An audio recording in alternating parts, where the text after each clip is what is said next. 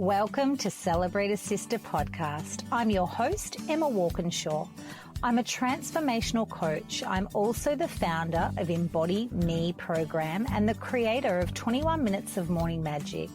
You may also find me on the yoga mat leading yoga sessions and also running retreats here in Australia and internationally. Here on the podcast, I bring you some pretty incredible guests. We talk all things self-belief, body acceptance, personal development, outdated beauty standards, and we also call BS on the toxic diet culture, accepting the beautiful bodies we were born into, letting go of all the beliefs, and raising our self-awareness. I also come to you from time to time with a little solo episode, a little Life According to Emma moment. I'm so glad you're here. Enjoy.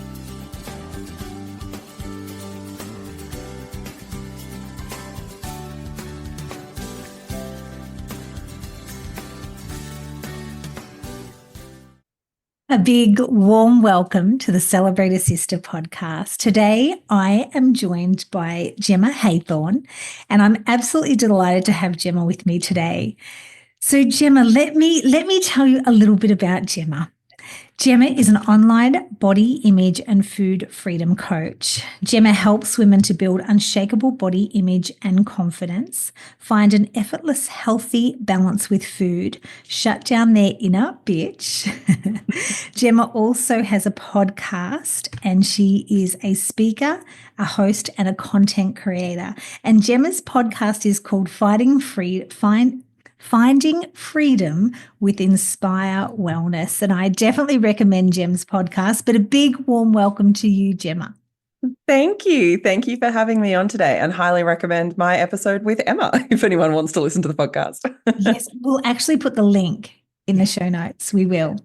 Gemma, I have been a listener of your podcast for quite some time and followed your beautiful Instagram account and have just loved your messaging, your ethos, and your contribution around finding freedom. And as you say in your intro of your podcast, burning diet culture to the ground, which I just love. You are a creative woman, and I want to jump straight in around your journey, and I want to ask, what inspired you to become a body image and food freedom coach, and what was the turning point that led you to focus on empowering women with body confidence? Yes, I will try and keep it brief because I feel like it's a pretty long story, but I guess it all really started when I was 10 years old. I started struggling with my body because I am a tall gal. I am currently nearly 6 foot, basically. So that, I think, is when I was 10 years old was when I started feeling like I was different to other kids. I was taller than other kids. I, put on weight as you often do at that age. And that sort of is where my struggles with my body began, because of course you can't be a body image coach without having struggles with your body in the past. That's how it works, right? And as that kind of went on over my teen years, I struggled with mental health issues. I went up and down in my weight, and weight was honestly, I think, probably the biggest focus of my life for 16 years, I would say. But fast forwarding to a point where I was really focused on, I say health. It was not health, it was being skinny. But in my head, it was about health. And I was working in a gym. I'd moved to Tasmania by myself, working in a gym, and I was putting all of my attention, all of my effort, all of my life's purpose into being the smallest version of myself. And it felt really good, right? In a lot of ways, it felt great at the time. And I had so many compliments, from people. I had so many people, particularly working in a gym environment, paying attention to what I was doing and praising me for what I was doing. But people didn't really know what was going on behind the scenes, which was the fact that I was trying everything possible to be smaller. And those things weren't necessarily healthy. So I started with counting calories, and counting calories worked for a while until it didn't, until it became too difficult. Or to me, I thought I was the problem. I thought that I was a failure. I kept messing up on my diets, went into macro tracking and getting really into counting every level of macro that you can, which worked for a while. Then it didn't. I did intermittent fasting for a while. I went vegan for a while, and it was not for the animals. It was for the number on the scales, basically, which luckily the vegetarian part has stuck, but that's for the animals. And all of these things did work for a while. They all felt really good for a while. And I kept thinking, oh my God, I found the answer. I found the solution. I have to tell everyone about this. But eventually they would stop working and I would stop losing weight. Maybe I'd put some weight back on. I would start to have these like overwhelming cravings for the things that I'd told myself I wasn't allowed to eat. Like the background on my phone was a list of things I wasn't allowed to eat because I wanted that there as a reminder that you can't have these things. So every time I open my phone, it's like no sugar. No, I remember no flour being on there. No processed foods, which like processed foods, almost every food is processed. I clearly wasn't actually that educated about it at the time. But all of this kind of spiraled to the point where I ended up depressed and anxious. I went to the GP, I got a mental health care plan, and I went to a therapist. And it wasn't until I hit my rock bottom moment, which was where I was binging. And I was really convinced that food wasn't a problem for me, which when I look back on it seems quite strange because I was binging more, or I was going to say weekly, more than weekly at that point, binging a lot, really struggling. But I'd gone on and done like online test things and said, do I have an eating disorder? And I didn't meet, there was one category that I thought I didn't meet. So I went, oh, so I must be fine. Everything's good then. Clearly my relationship with food is good. But it wasn't until this one day when I had this awful binge. It was 2 days after my birthday, and I completely demolished this beautiful care package my mum had sent for me for my birthday because she lives in a different state. And I just felt awful. I felt so unbelievably guilty. I felt sick, as you often do after a binge. And I remember I sat there and I thought to myself, like, I don't want to be here anymore. Like, I don't want to be on this planet anymore. And it was it was really difficult. It was one of those moments that basically I forced myself to stay in my bedroom because I knew if I left my bedroom, bad things would happen. I was too scared to contact anyone because I was so ashamed of what I'd done. I was so ashamed of the place that I was in. And I didn't know that I could call my therapist outside hours. So I waited until I got into therapy and I told her about this experience and she went, sounds like food might be an issue for you. And I was like, oh, no, I just need more motivation to stick with it. Like I just need more motivation. I just need to be better. That's all I need. And basically that was the day she diagnosed me with an eating disorder when we talked about it more. But all of this stemmed from feeling like my body wasn't good enough and feeling like I needed to be different. And I would love to say that that was my turning point and like everything was up from there, but it wasn't. It had to get worse before it got better. But the thing that turned me around was actually my cousin was a dietitian at the time, and she sent me this book called Intuitive Eating by Elise Fresh and Evelyn Tribole, which if anyone is struggling with food, even if you're not, I just highly recommend it. It's an amazing book. And that was the thing that made me realize that there was a different way, that I'd tried and I'd heard of intuitive eating and I thought, well, that would never be me because I would never choose broccoli over burgers. Like never. That's wild. Why would I do that? I love food too much. But once I actually learnt properly about it, I realized that this could be the thing that saves me. And in a way it was. So at that point I was actually studying. I'd started studying nutrition and health coaching because I thought that they had the answer. I thought, I've tried all the diets, I've read all the books. So there must be something where like, if you study, they'll give you the real answer. And they're the only people who have the answer. So I was studying and yeah, that's when I realized basically at the same time they brought out this unit called non-diet nutrition and it all just kind of like came together at once. And it took me a long time. I'm not going to say that it was wave a magic wand and things were fixed, but that's what turned things around for me. I started coaching, but I didn't start out as a body image and food freedom coach. I started out as a nutrition and health coach. And as time went on, I realized I actually just don't care that much about like making people eat healthier. I do in a way, but everyone's doing that. As in there's so many people doing that. And the things people were coming to me for were, they were all struggling with their bodies. They were feeling bad about the food that they were eating. And this type of like guilt and shame approach that so many people were having where it was like more rules, more restrictions, it wasn't helping them and it didn't help me. So I really became passionate about the body side of things and the self-love side of things and the mindset side of things. And that's where things kind of shifted and yeah, brought me to the body image and food freedom side.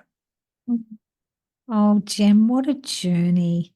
Wow. Yeah. And thank goodness you had some pivotal people in your path, the book gifted by your cousin, the therapist who broached the subject, how, your relationship with food.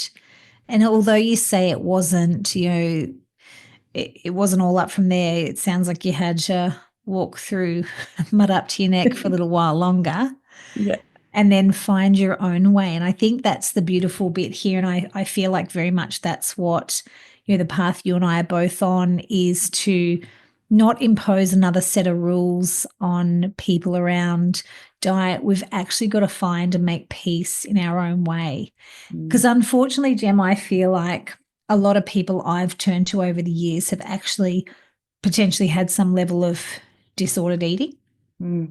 Or, orthorexia, which is the one where they're so obsessed on health food and wellness that, we're looking for someone for the answer because we're struggling, yet they, for want of a better word, have just been as sick as me in a lot of ways, and that is the tricky thing, because just like you've described to us, this was a complete inside job, and you went down the health nutrition to end up at self-love, self-care, body, and mindset.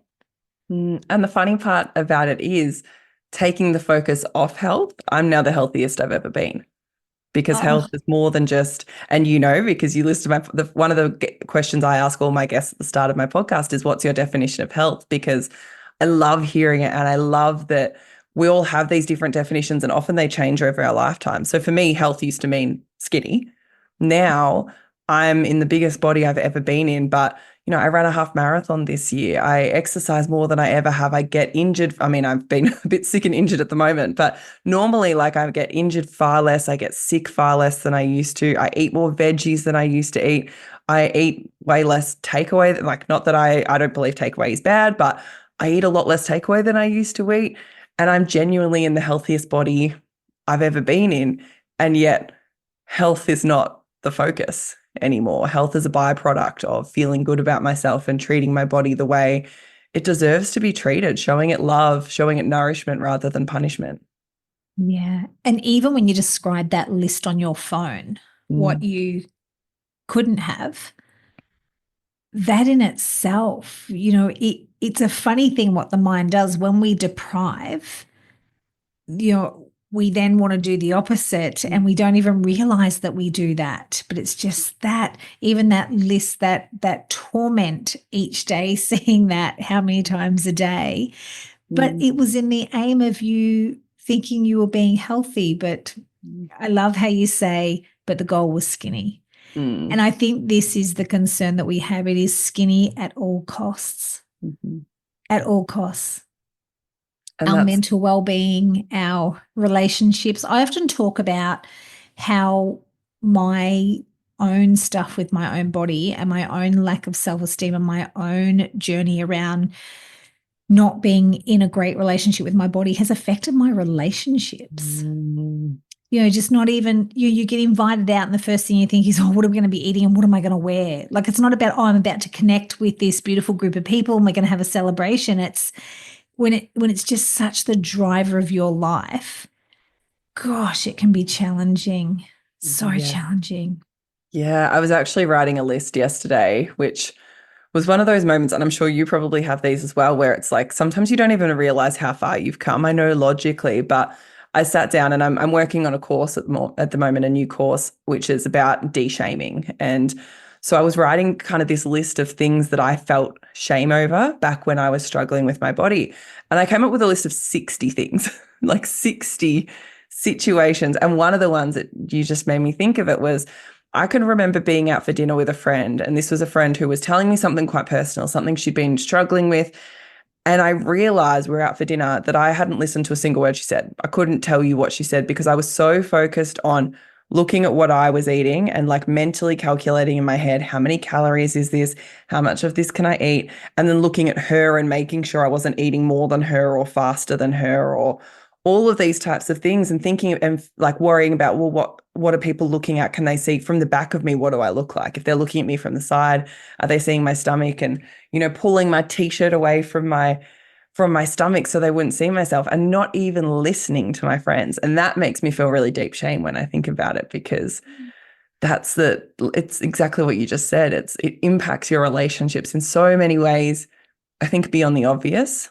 I think a lot of us think, romantic relationships can impact whether you're single and you're too afraid to date, or if you're with a partner and you don't want to be intimate with them, or, it's really hard when you hear your partner say constantly, like, berate themselves or say awful things about themselves. So I think we think of it that way, but there's so many small day-to-day moments that your relationships are impacted. And I don't know, that's a big thing I talk about with people when they say, particularly women, I think we're not great at putting ourselves first. We are, and mums especially, at least in my experience, mums often put everyone else before themselves. So sometimes that's almost how I have to frame things with people, to get them to realize that actually this is something you need to work on. If you won't do it for yourself, do it for the people you love. Yeah. Yeah, without a doubt, that connection. And it is so exactly what you just described then, Jem. I'm guessing some of our listeners are going, oh my gosh, I so understand that, because it can be so consuming, particularly when you have one of those days. Like, I will speak from my own experience. Some days are just have been worse than others. Some days it's almost like a fixation. And for me, often like a trigger would be if I would go clothes shopping. I could be just in the first like 10 minutes first try, and I could just be taken out. And then it's like this dark cloud, and you just go into that, absolutely say, shame yourself, this complete body shame. And it wasn't until, I've spoken to, different coaches and even styling consultants, and they said, it's not your body, it's the garment. But we automatically think it's me, my body doesn't fit this piece of clothing.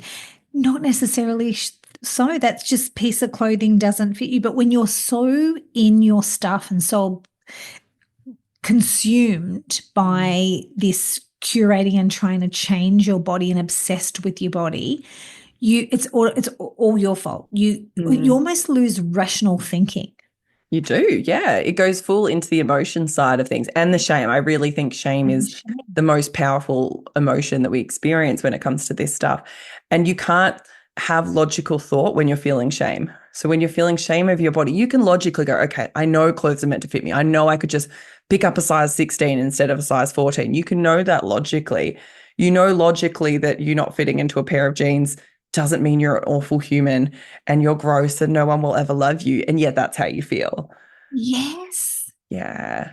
And I think everyone's probably going to relate to that. I think we've probably all had that experience at some point.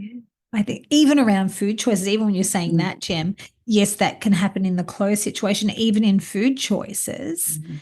But potentially, I mean, I've done this one in the past, has gone through a fast food drive-through, eaten it, and then beaten myself up to the point where it's absurd. But it's like you say, it's just this irrational thinking. It's not, it's not where if you're steady and you've got a good relationship with your body, you're able to kind of overcome quickly.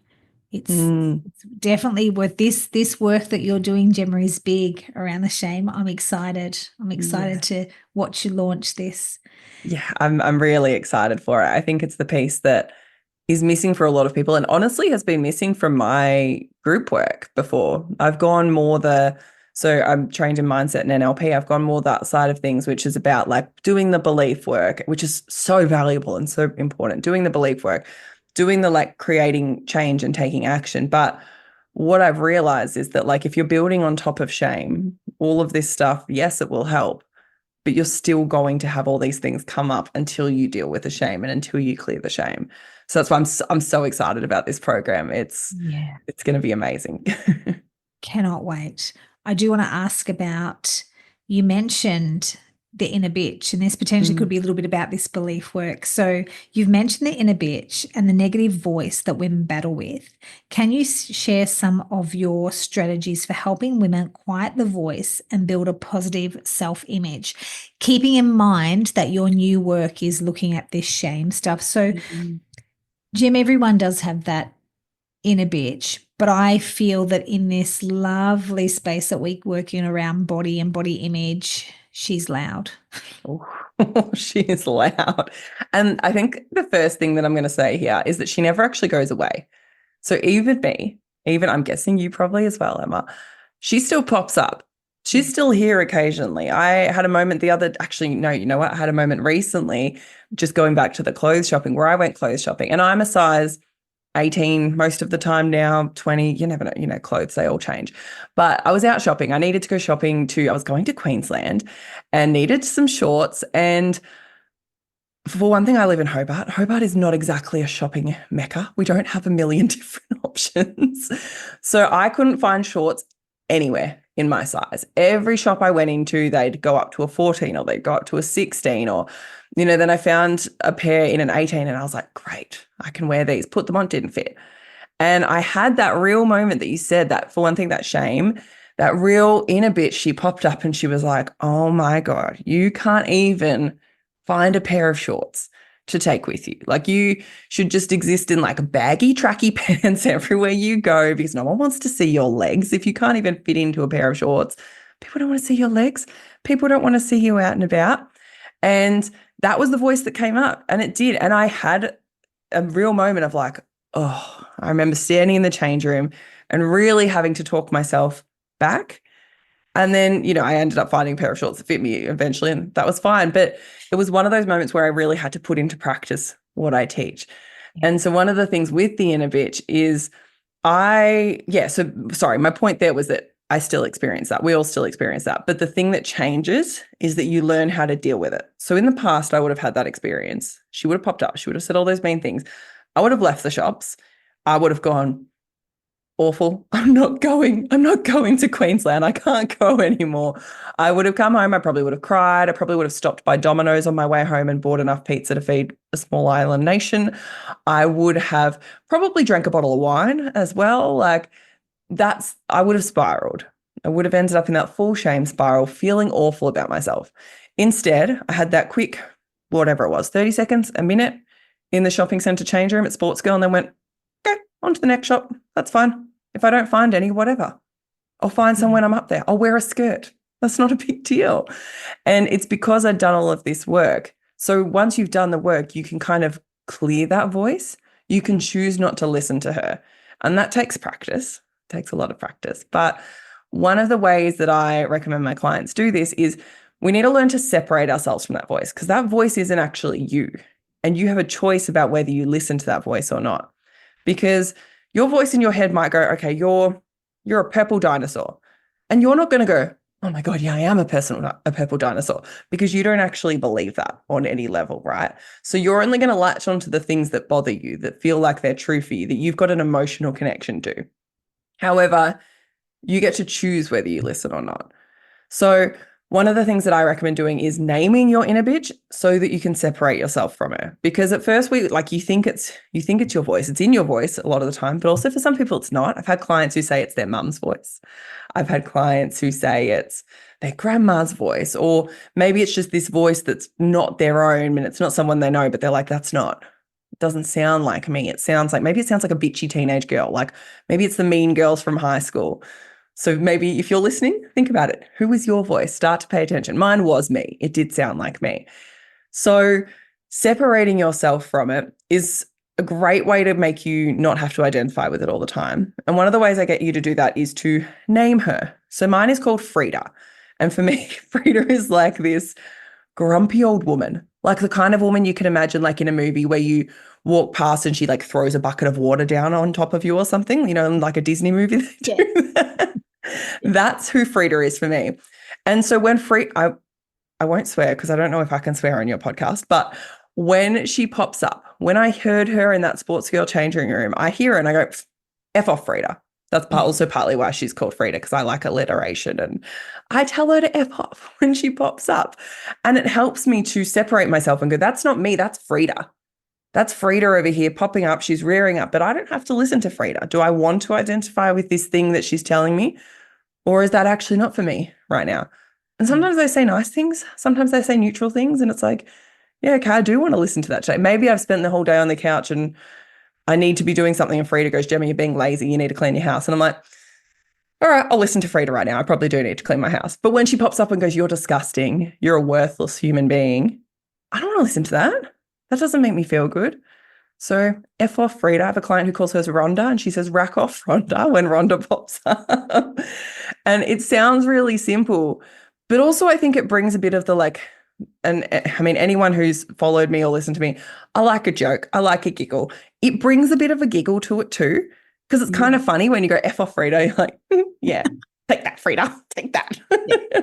Love that, Jim. Such a good bit of advice, because I'm sure, or I know every woman has experienced this without a doubt. And that's exactly right. And I love the point that sometimes it does sound like a family member that has perhaps berated us or pointed things out. And it's really nice to just go, basically, stop, enough. Yeah, but it does take a bit to get there. And like you say, Jim, all the work you've done to be able to then recognize it, because sometimes it can just have its way with you. And that's our work, isn't it? To actually stop, recognize it, and take your power back. And I feel like that's exactly what, the diet culture and beauty standards has done, has kept us in a place where the messaging has been, unless you are thin, you are less than. Yeah.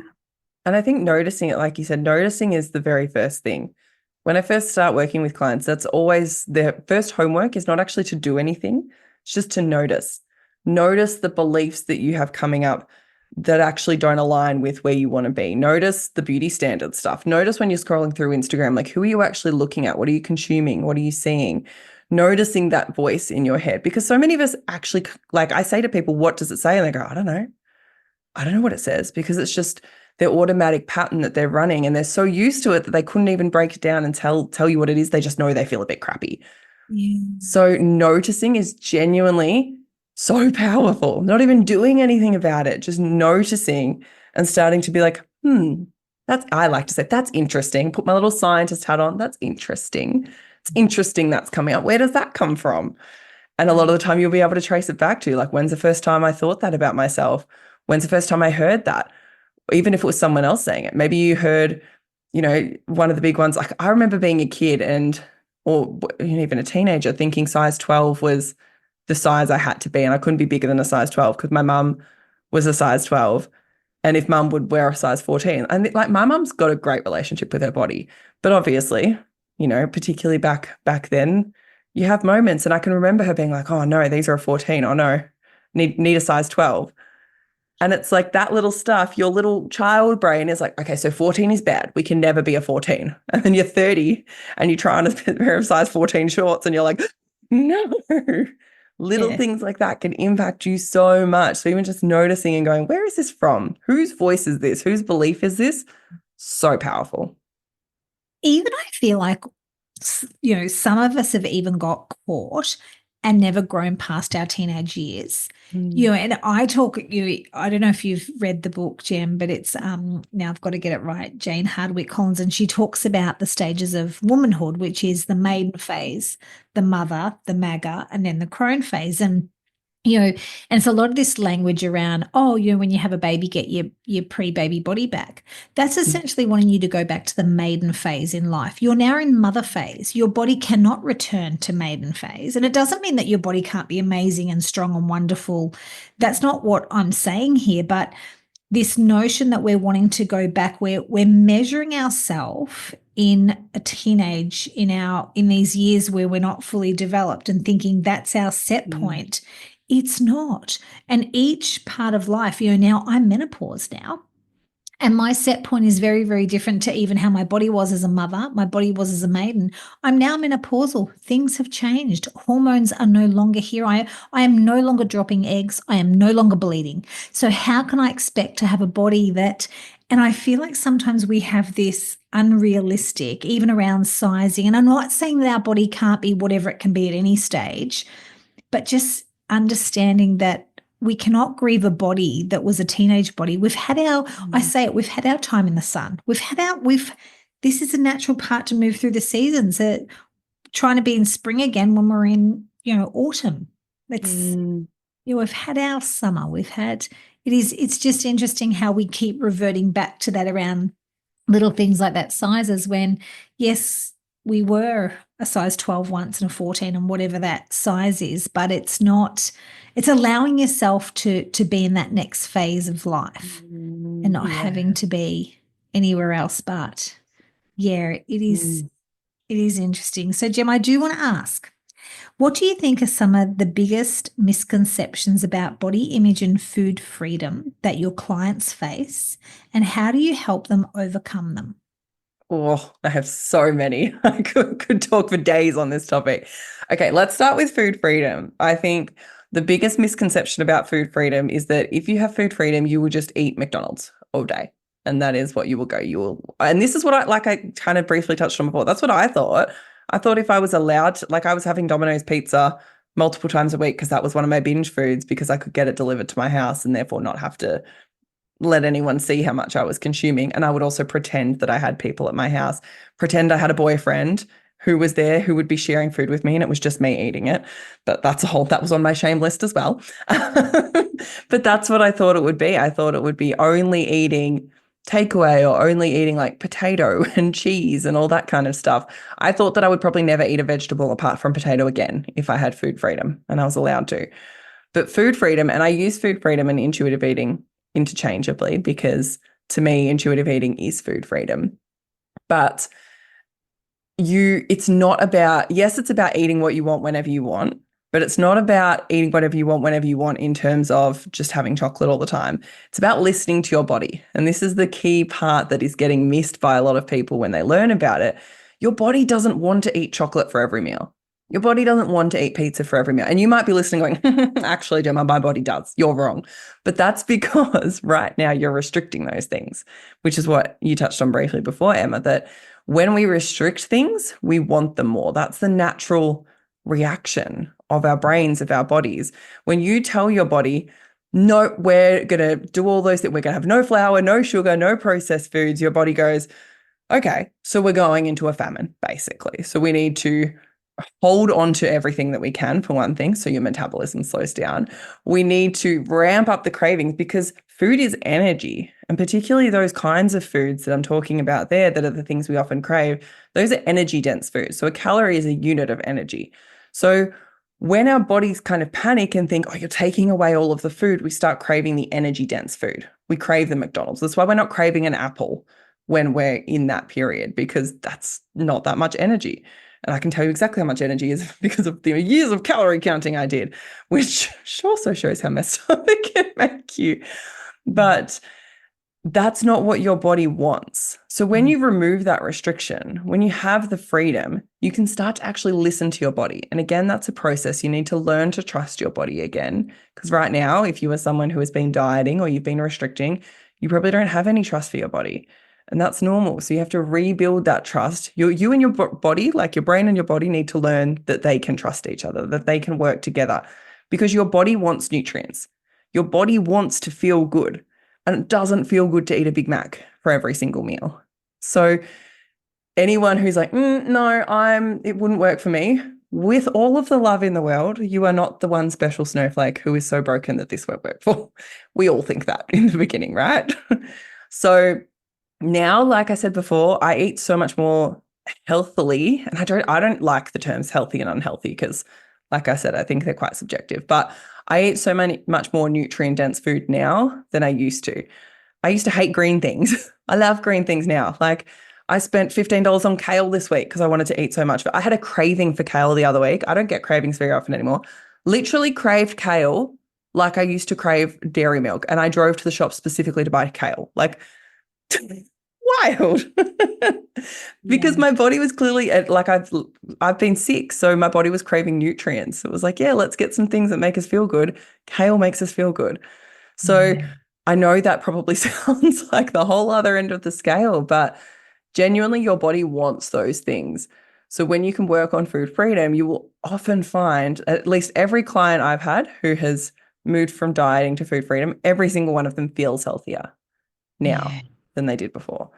And that's, I think, if I could make everyone in the world understand that, that would be, diet culture would stop being a $92 billion industry.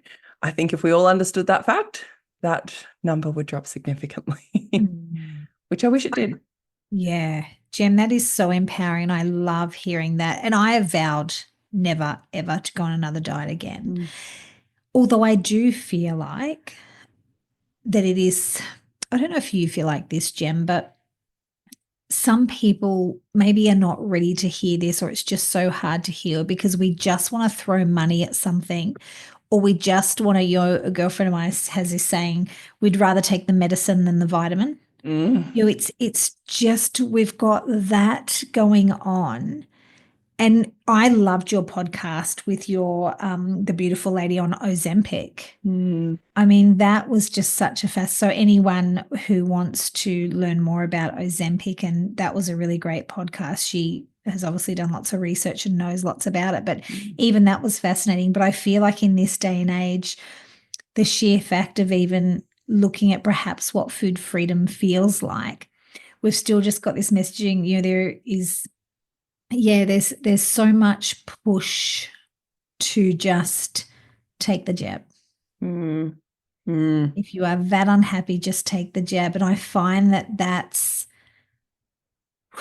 goodness gracious, from a woman in her menopause years, I am not willing to lose any muscle over taking a weight loss medication to be skinny at all costs. But because you will put the weight back on. You will put the weight back on, but you'll put it back on with not the muscle density. And what it's all about here is body composition. It's not about thinness. And Gem, I love our podcast and your journey of Pilates, reformer Pilates, and being in the advanced class and looking around and going, gosh, do I belong here? Because this is the point, right? A strong body, a healthy body doesn't necessarily look like a greyhound. Exactly.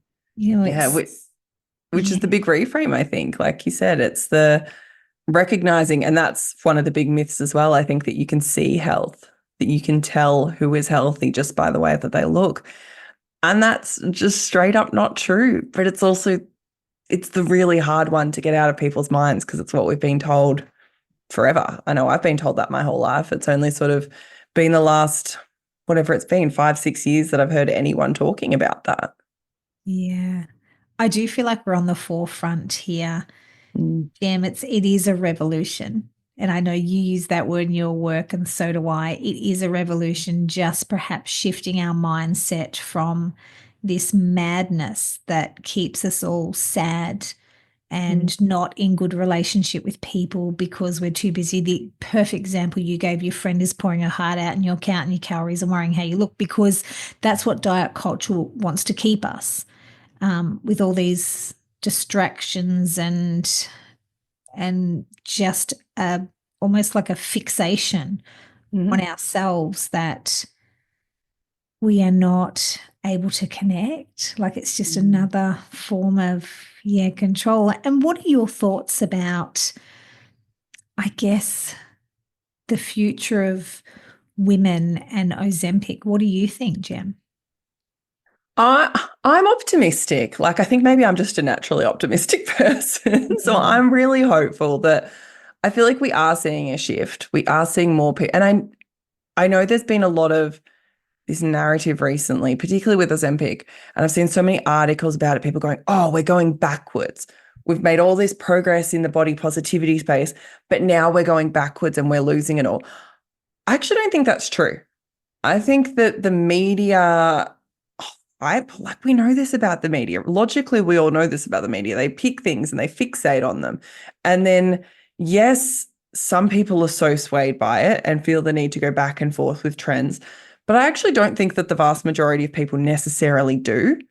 So I think that it's more about the education side of things, because I've had so many clients who say, oh, yeah, Ozempic came out and I've done all this work and I'm in a really good place. And I still feel they're like, oh, is that the magic solution? Oh, that sounds good. However, kind of like what we were going back to before, they can get that they can activate that logical side of their brain that says, no, it's not a magical solution. There are all these other things behind it. Because they're out of it, they can put that distance between it and between themselves. And I think most people can do that now. I think once you genuinely learn about all of this, new, I say new way of thinking, but that makes it sound like it's a, I don't know, cult. That's not right. But I think once you've been educated about this, most people aren't going to just switch off their brains and go, oh, okay, all those things I know, I'm just going to go back to how it was. Because you know how hard it was. You know how bad it was back over there in diet culture land. You don't want to go back to it. So I'm optimistic that I think the more we educate, the more people like you, people like me keep talking about this, keep sharing about this, keep making this feel accessible, keep educating on why things like Ozempic are not the magic solution that they are being touted as. And we don't listen to the Daily Mail putting out their articles. Like I read an article the other day, a couple of weeks ago, and it wasn't even the Daily Mail. It was something like Pedestrian TV, who were like a millennial, but I think they're millennial based. Like, they're a young person's media sort of thing. And most of the time they're pretty good in terms of being like progressive and not posting about problematic things. But they had this thing where it was like this American, I don't know, boss of plastic surgery in America or something saying, oh, the ballet, I don't know if you've seen this, the ballet body trend is the new thing apparently, which is, you think of ballet dancers who have the highest instances of eating disorders in any profession saying, oh, the ballet body trend is the next big thing. And this is like the boss, not the boss of plastic surgery, that's not a thing, but like the head of the American Plastic Surgery Association or something. And I was like, why are we asking this person why are we going to people who have a vested interest in making all of this money off people hating themselves and needing to change? Why are we going to them and saying, oh, what's the next trend? Like what's the purpose of this? All that does is makes people, we wouldn't have heard of the ballet body trend otherwise. So unless someone, we don't have to listen to that. Yeah. This is the thing. And I think the media latched onto these things. And there was that whole thing for a while where it was like, oh, heroin chic's back in because the Kardashians got their implants removed or whatever it was. And yet I actually haven't seen that many people go down that line. Some people have, some celebrities, but there are just as many people, I think, talking about how we shouldn't go down that line. Yeah. So I think it's like these things get made into this big deal by the media or by certain people, and because that's how they make money, right? The more people click on the headlines, so they have to make them controversial. They have to make them attention grabbing. They have to and again, I know I sound like a conspiracy theorist here, but I feel like this is what it is. It's, that's how they make money. So they have to get people worked up. Whereas if there are more people, if you are having conversations with people in your life about why that's not the way to go, about body acceptance, about body neutrality, about having a good relationship with food, about actively choosing not to participate in conversations around diets, we listen to the people we love more than we listen to the media, more than we listen to the internet. So long story short, and I realized I just rambled for a very long time, but I am optimistic. And I think that at least in my bubble, I don't know, maybe I'm just lucky. I have more people in my life now who are against diet culture and who maybe don't necessarily, I'm not saying they all are these incredible body positive people, but they recognize and they understand that actually it's not necessarily the best way to go or the healthiest way to go now. And the more that you talk to people in their lives, you influence the people around you. And I say this to my clients all the time, I love helping my clients, but I love even more when they come back to me and they go, oh my God, my friend told me that I've inspired them to get off Weight Watchers or to, join a gym because I want to feel good, not because I want to look good or any of these kind of things. And that's the bit that makes me the most happy. Or when oh my God, even better, when they tell me their kids are, being little intuitive eaters where they go, no, thanks, mummy. My tummy doesn't want the rest of this ice cream. Can I save it for later? How amazing is that? That's the stuff that makes me so happy because it's this ripple effect. You do the work on yourself, you influence the people around you, then they influence the people around them. And that's how we change the world. Yes. Thank you, Jem. I really appreciate that. You're right. I feel like every now and again, I just think I see things, and that's a great example of old mate, whoever he is, saying that ballet body's the next thing. And look, I do have to give us more credit. We are a sophisticated world now. We understand when it's a hook and a bite. Most of us do. And yes, of course, it's clickbait, right? that could have just been completely fabricated, whatever that was said or wasn't said. But then it is up to us to, call BS on it and go and do an eye roll and go, oh, great, got me clicking. But really, who is he and what even is that? I think you're right. It's really about being impressionable on the clients we work with and being in it together and bringing even this beautiful work that you're doing around the body shame underneath that to even look at all of these other tools that can help us, but just starting to let go of all these stories. And I often say it's like eyes up, ears up. It's raising our awareness and just going, I'll take what I want and leave the rest. And understanding that a lot of this diet culture is really working hard. What'd you say? How many $1 billion is it? It's really working hard to capture our attention, but it doesn't mean we have to bite. Pardon the pun. Great pun. And exactly that. And like, I'm a big believer in body autonomy. So if you want to go on Ozempic, that's fine. Like, you do you. Me personally wouldn't do it, but you do you. If you want to go on a diet, if you're listening to this and you're like, I don't want to do intuitive eating, I don't like it, that's fine. You do you. Body autonomy. Like, I think it's up to people. It's taking ownership of what works for you. Like, some people, I've got people in my life who do keto, love keto. To me, that sounds like I would rather have nails put under my eyeballs or something. Like, awful. No, thank you. Sounds horrendous. However, if it works for them and they feel like it's sustainable and they genuinely feel good, go for your life. Different things suit different people. And, I think that maybe some people don't expect me to say that because I'm so, like you said, here to burn diet culture to the ground. But yeah, I think it's about doing what feels right for you and being honest with yourself about what feels right for you, because it's very easy to put on the rose-colored glasses like I did back when I was dieting and go, I'm loving intermittent fasting. This is the best. It's so good. And yet I would practically rip someone's head off if they called me at 2 minutes before my eating window, because then I couldn't eat directly on my eating window. We put those rose-colored glasses on. But I think being honest with yourself, connecting with yourself, and just doing what is right for you rather than what all the noise around you is saying. Yeah. Brilliant, Gem. Body autonomy, that's exactly right. Because it really doesn't matter what people are doing. It doesn't matter. But as long as, I think for me, it's just taking your power back. And, I love the saying, just because everybody else is doing it doesn't mean you have to. Like, what feels good for you. And you're right, because sometimes those things don't feel good, but you got to try them too.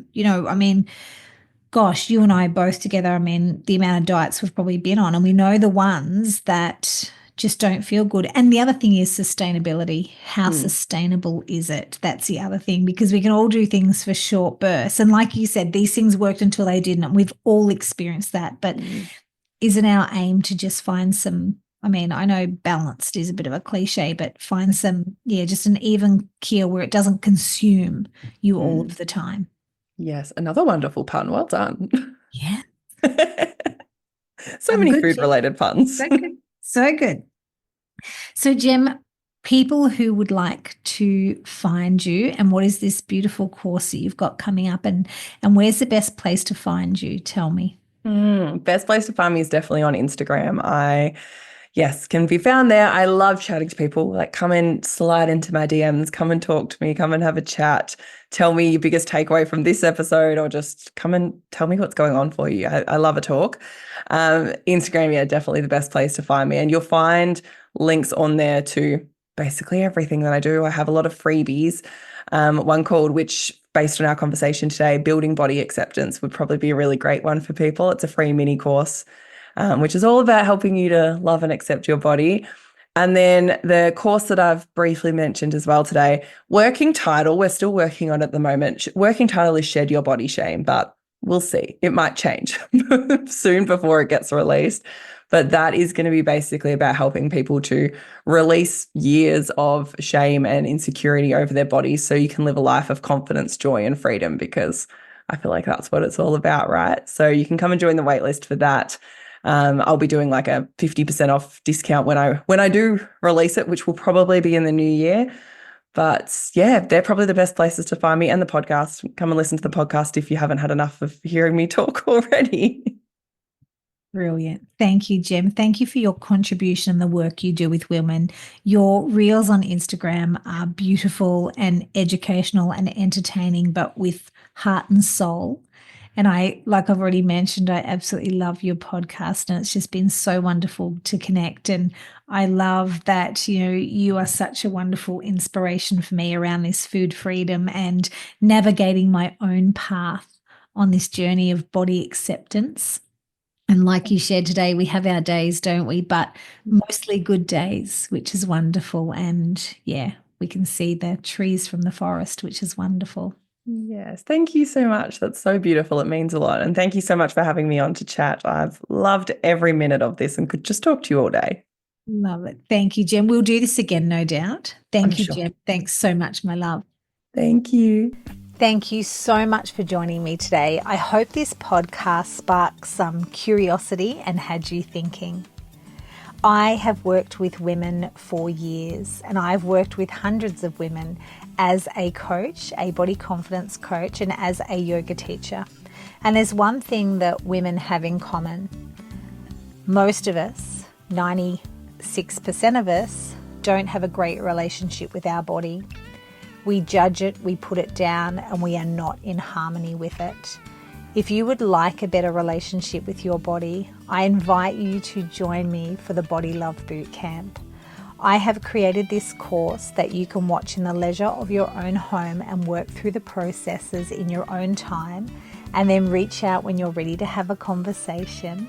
It has 3 pillars. It is about our mindset, meditation to soothe our soul and our sweet, sweet heart, and start to put in some new thought patterns around our beautiful body. And then the third is the movement, which is yoga. One of my favorite ways to free out any stuck energy and start to appreciate this gorgeous body of ours. The Body Love Bootcamp is ready and waiting for you to join. In the show notes here, there'll be a link. Click through. I would absolutely love to have you join me, and I would love to support you and walk the path. Together, we are building better relationships with our bodies, for our daughters, for our nieces, and for ourselves. This work impacts future generations. It's time we take our power back, reject diet culture, question beauty standards, and really look at what wellness means to us. Join me.